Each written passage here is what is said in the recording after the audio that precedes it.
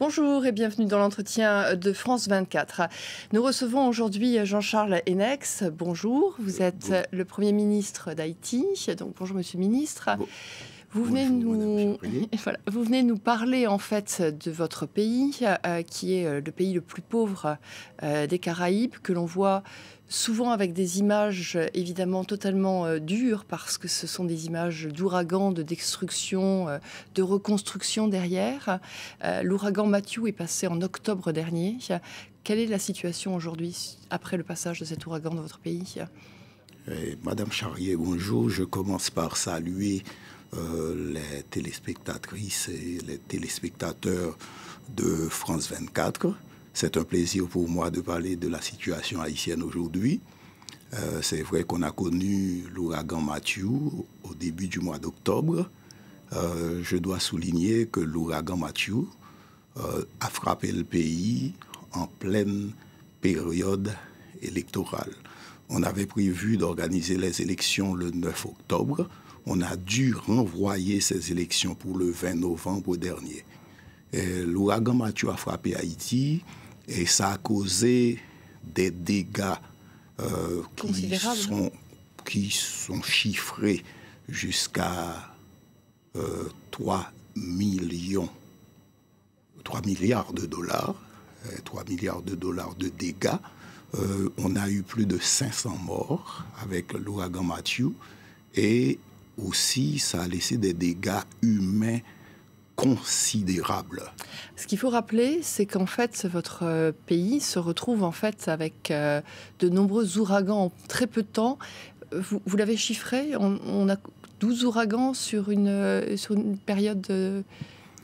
Durant ces 12 dernières années, on a connu beaucoup d'ouragans.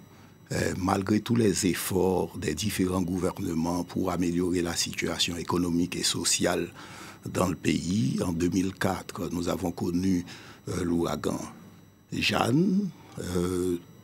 Plus tard, on a connu Anna, Ike, qui ont laissé des dégâts considérables. En 2010, il y a eu le tremblement de terre avec environ 300 000 morts et récemment, on a dû faire face à l'ouragan Matthew. Donc on voit, c'est un enchaînement de circonstances. En fait, le pays n'a même pas le temps de se reconstruire entre deux épisodes. Bien sûr, c'est une situation extrêmement difficile. À chaque fois, on doit recommencer. Mais pour le moment, on a mis en place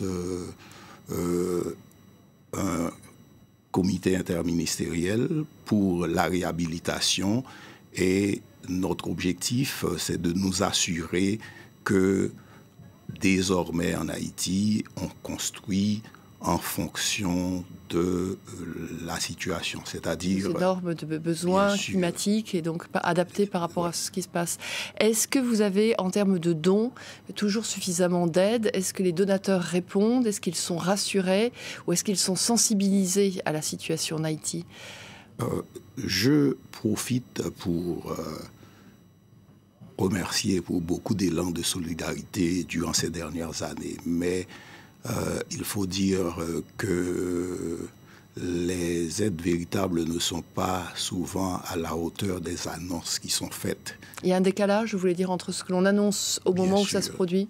Oui, c'est ça. Il y a un véritable décalage. C'est que à un certain moment, une fois que Haïti sort de l'actualité, après quelques semaines, on se retrouve souvent seul en face de nos problèmes. Aujourd'hui, vous êtes en France, vous venez justement rencontrer les uns et les autres pour parler de tout cela? En fait, on est surtout ici dans le cadre du partenariat pour un gouvernement ouvert. C'est important pour nous en Haïti de faire partie de ce partenariat pour le gouvernement ouvert. Aujourd'hui, nous sommes là pour faire une déclaration d'intention. Le partenariat ouvert, c'est pour rassurer les donateurs, pour rassurer la population, pour qu'on puisse voir clairement ce que l'on fait en action politique et justement avec l'argent récolté? Bien sûr, c'est un engagement de la part du gouvernement haïtien dans le cadre de ce partenariat. C'est un engagement pour tous les gouvernements à travers le monde de fonctionner avec beaucoup plus de transparence dans le cadre des services fournis à la population. Étant donné que je dois dire, durant ces 12 dernières années, il y a un effort considérable qui a été fait en Haïti. Je peux dire un effort législatif, aussi la mise en place de structures dans le cadre de la lutte contre la corruption et aussi dans le cadre du contrôle et des renseignements financiers pour assurer une plus grande transparence. Il faut dire aussi dans le cadre de ces efforts législatifs et institutionnels qui sont faits, il y a eu la mise en place de mon gouvernement qui est en place depuis mars 2016 et qui a surtout prêché par l'exemple dans le sens d'une plus grande transparence dans nos interventions, d'une plus grande transparence dans la gestion des fonds publics, un gouvernement qui a su mettre en place un cadre de gestion financière qui soit conforme aux normes qui sont prévues. Qui sont demandées. Vous insistez là-dessus parce que si l'on veut reconstruire un pays, la corruption est effectivement l'un des premiers fléaux qu'elle Haïti doit aujourd'hui s'atteler. Et oui, c'est ce que je viens justement de souligner, c'est qu'il y a une certaine lutte qui est surtout institutionnel et législatif, et il fallait aussi prêcher par l'exemple, mettre en place un gouvernement où on a beaucoup plus insisté sur la compétence et l'intégrité.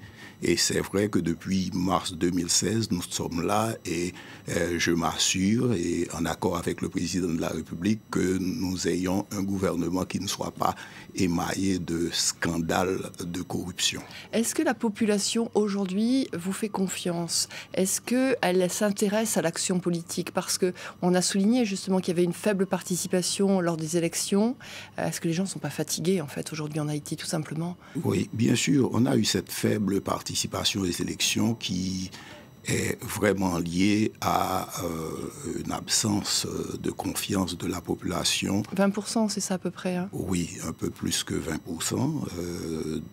Mais les efforts que nous faisons, c'est pour rassurer cette population.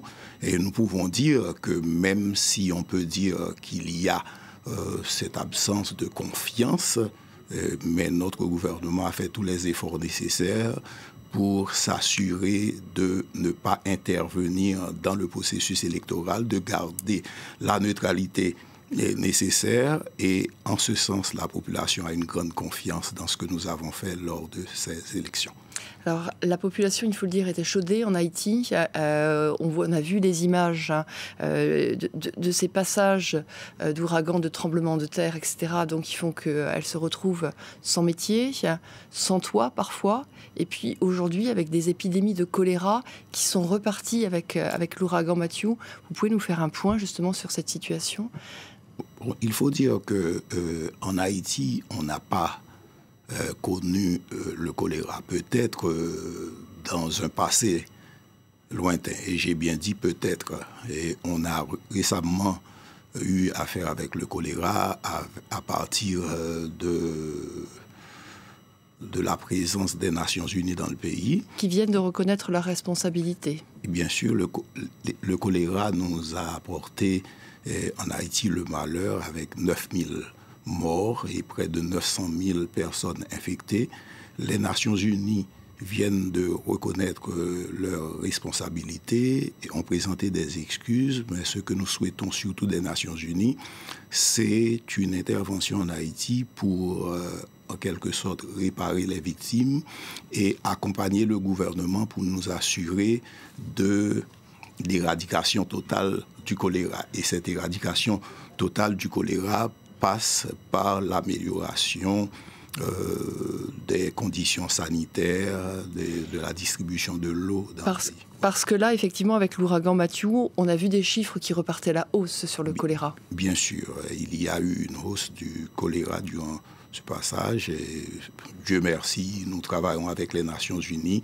J'ai été personnellement aux Nations Unies et rencontré le secrétaire général il n'y a pas longtemps pour pouvoir décider de ce qu'il y a lieu de faire pour nous assurer à terme d'une éradication complète du choléra. Si les Nations Unies reconnaissent leurs responsabilités juridiques, ça change quoi pour vous? Ça nous permet d'exiger qu'il y ait des réparations pour les personnes qui étaient victimes, et ça nous permet aussi d'exiger qu'il y ait une meilleure participation des Nations Unies dans les dépenses que doivent occasionner la distribution de l'eau potable et l'amélioration de l'assainissement en Haïti. Jean-Charles Hennex, merci beaucoup de cette intervention. Je rappelle que vous êtes le Premier ministre de Haïti et que vous êtes venu jusqu'à France 24 pour faire un point justement sur votre pays. Bonne suite de programme sur France 24. Merci.